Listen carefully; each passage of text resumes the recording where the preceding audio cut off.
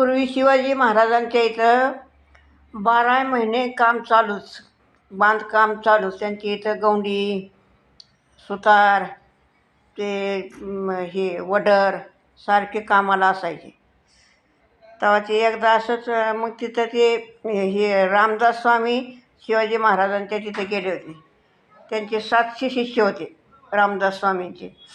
मग शिवाजी महाराजांची छाती फुगली गर्वाने की मी हे यांचे 700 शिष्य सांभाळतो म्हणून.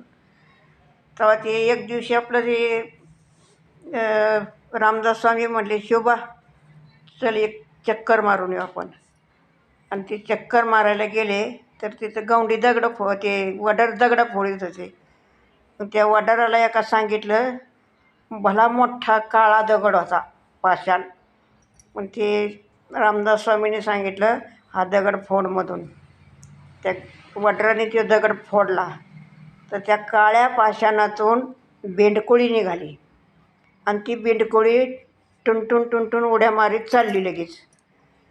तेव्हा ते रामदास स्वामी शिवाजी महाराजांना म्हणले, शिवबा ह्या बेंडकोळीला पण खाणं बिणं तूच देत असतील आहे की नाही. तेव्हा शिवाजी महाराज गप बसले.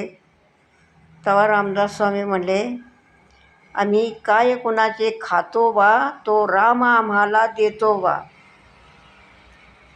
तर असा गर्व पहिल्यापासून होतं, गर्व कोणाला बी गर्व होतो. तर गर्व करू नये, कुठल्या बी गोष्टीचा गर्व करू नये. त्या गर्वाचं हरण कुठं पण होतंच.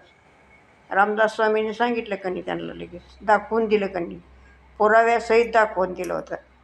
म्हणून गर्व करू नये, कशाचा बी माणसाने गर्व करू नये.